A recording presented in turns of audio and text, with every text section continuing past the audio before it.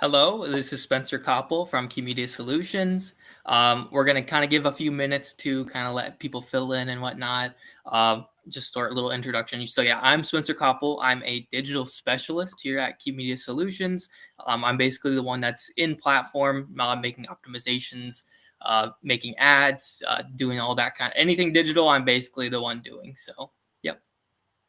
Yeah, and we did start. I just realized we started a little early, so just bear with us as we kind of give time for people to come in on time. But I am Madison. I work with Spencer on our ad operations team. I am the account coordinator, so I kind of work to just help support our digital specialists wherever they need help there, and then I help manage campaigns and social media. And speaking of social media, some of you might know that Spencer and I usually are on here talking about social media and TikTok especially. So I have to say we are here with not social media news today. But if you do have any questions about that, about what we're talking about or social media or anything, feel free to shoot those in. I think, is it next week? Do we have it next week? Is that social media or is Yeah, that the week? we'll be back with social media next week too. So soon. We'll have social media next week then, or pretty soon here. But yeah, no, if you have any questions about anything, feel free to drop them in the comments throughout this whole thing, or even after if the stream ends and you're watching this after the fact. Feel free to leave a comment about future topics, potentially anything. If you have questions, and we'll either get to them now while we're live, or get to them in potentially a future live. Yeah, so today we're going to be covering connected TV. Before we get kind of too much into that, just so you know that what that is, that's streaming ads. Essentially, I always say that I think that's pretty much the most simple version of what you can say it is. So if you're interested, stick around. We're going to talk about what kind of best practices, how you should run them, etc. Yep. Cool. Yeah, and it is next week. We'll be back with social media next week. Yeah, next week social media. But yeah, CTV. I think CTV is just way better than I won't spoil it too much, but I think CTV is just way better than OTT because it's like you see TV in it. Oh, and this yeah, makes so much more sense to me. But as a I term. don't want to spoil too much about the presentation. Yeah, do you mean as a term? Like Yeah, as a term. So like the acronym Yeah. itself as CTV. I think it just makes so much more sense. Yeah, that is a good segue. Thanks for the segue. Yeah, you're welcome. I guess we will get started. Feel free to shoot us any questions now. If you're watching this later after the fact, comment them on there and we'll get back to you that way as well. So what is CTV? Connected TV is what the acronym stands for. I guess connected television, if you want to be precise. But you often see it also referred to as OTT. They are kind of used interchangeably. They're not actually the same thing. OTT refers to over the top devices. That refers to just the type of device that CTV ads are running on. But they're, as far as like if a client comes to us and says they want an OTT campaign, that is a CTV campaign. So just so you see those kind of used interchangeably. They are different. We're going to use them. We use them sometimes interchangeably as far as getting these campaigns set up. So if you're wondering what connected TV is, it is, as I said earlier, streaming ads. These are typically around a nice like 30 seconds or so, 30 seconds a minute long ads that are served in-app. They run through in-app channels on streaming services. So those can be so as big as Hulu, Netflix, some of those subsidiaries of those, ESPN, Disney, etc. I'm realizing I think Disney owns Hulu. I think I was saying this whole time Hulu owns Disney, but I'm getting my mega companies mixed up. But for example, yesterday I set up a Disney's only campaign, only to run on Disney ads, or you can open up your ads to all of that inventory.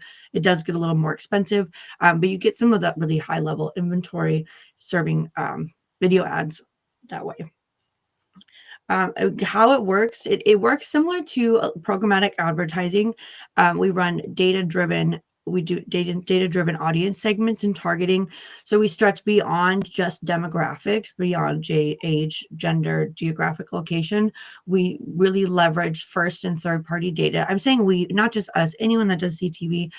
We love to do it. We do it, so I'm using us, but yeah, so anyone that leverages first and third party data to really develop dynamic audience segments. So you're really finding granular people, especially if your geo is as wide as the United States. You can get some really dynamic audience segmenting to find not just anyone in the US that's watching Netflix, but what households, what families, what individuals are really meaningful for your ads, and you can get in those specific placements. So that's just a little bit about what it is. Some realistic versions of how it could kind of look. I first talk about household extensions. I will add that quick in my example here. So it has household extensions as well, which is, for example, if you host an ESPN watch party, we'll say you're going to watch a football game, you have your friends over. With the household extension enabled in your CTV campaign, anyone that is there, so say you have all your buddies over, their devices are now tagged with that household device or a household extension. And so when they go on and they go home, maybe they are not paying for ESPN, so they're not going to open up and see your ad running there. But if you're running a smart, strategic omni-channel, you maybe have display or video campaigns running as well. So when they go home, they take their phone home, and now they can start to see some of those ads in your display version. And it can kind of just go on in an omni-channel way like that. So that's kind of some examples of what it can look like. I will turn it over to Spencer. Yeah, and so what's kind of cool about CTV is kind of like Madison was saying with omni-channel, it kind of can help your brand. So having that brand awareness, so like with omni-channel, so if you're running a CTV campaign and a display campaign, technically they can't click on the TV, but if you have the display campaign that's running alongside it, they would have that help kind of like bolster the company itself to like, oh, hey, I know this brand. I saw them on TV. I'm more likely to click on this this ad that I've seen, like display ad. So it's kind of something cool, and it kind of helps to get brand recognition and kind of a cool placement. I always think I think CTV is pretty cool just because it's like, man, I could be watching TV and I could see, one of my placements. It's kind of just a cool premium spot. So kind of looking a little bit further into the premium inventory. Madison had kind of mentioned it before, but some of those partners that there are Netflix, NBC, ESPN, Hulu, etc. So there's a lot of placements that there would potentially be. And so what does that mean? So that would basically be placements. So if it's a streaming service like Netflix, or I believe Hulu has them for pre-roll ads. So these are ads before the actual content itself. So before you actually get onto the content itself, you would have a pre-roll ad. Or there's a more traditional ad, which is, you're watching your content, and then halfway through or whatever increment of time, depending on the platform, you would have the commercial right there. So it's kind of a cool placement. It's pretty interesting to have. And actually in 2024, 99% of advertisers maintained or increased live sports CTV budgets. So it's something that a lot of places are doing. A lot of competitors might be potentially doing.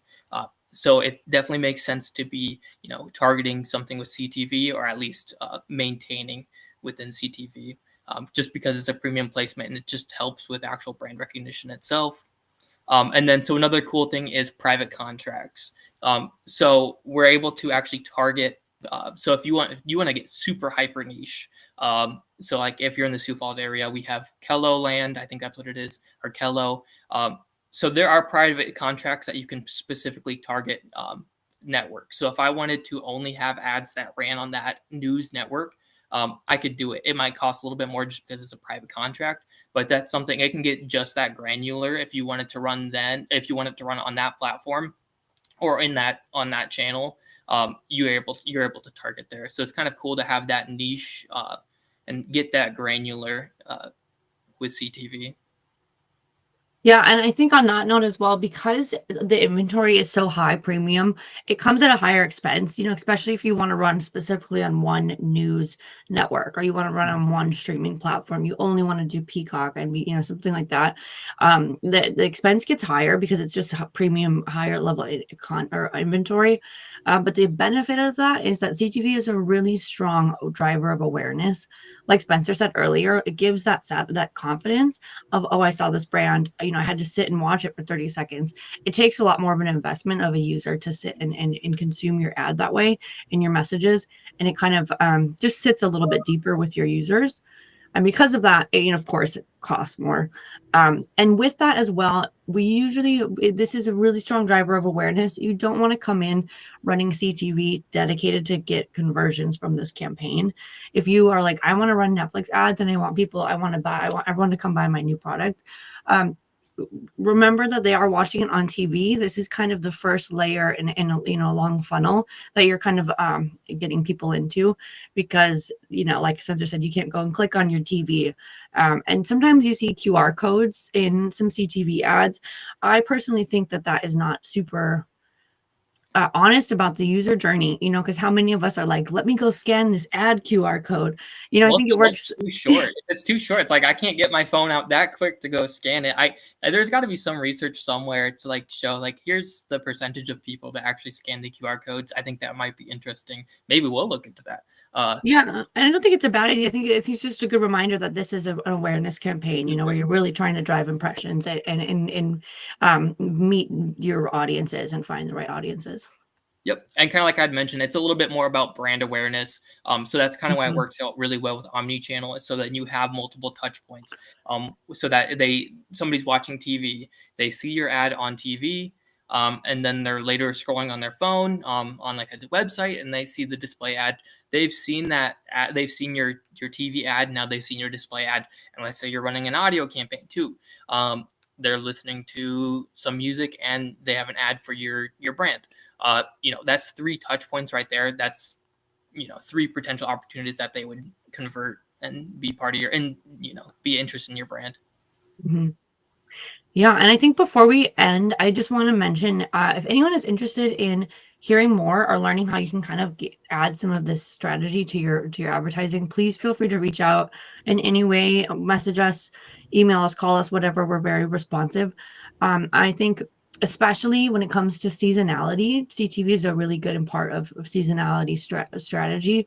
Like we can, if you want to hit your users 3 or 4 times throughout the year in this kind of way, we can look at different sports seasons. We can look at different show seasons, what shows are really popular on Netflix, and then what shows are really popular later in Hulu, that you want to get your audience in. There's a lot of really fun seasonality that you can do in this. So if you want any, more information on that specifically, or what would work for you, please feel free to reach out. Yep. Cool. Sweet. Well, on that note, I didn't see any questions come through. So again, feel free, if you're watching this later, we've gotten some questions come through later that way, feel free to drop that in and we will get back to you. Otherwise, I think we are awesome. Yeah, well, we'll see you guys. I think it's next week. Yep, we'll be back for social media again next week. See you guys next week. Social media, and we'll have some updates on that. So thank you guys for tuning in. We appreciate it. Yeah, thanks everybody.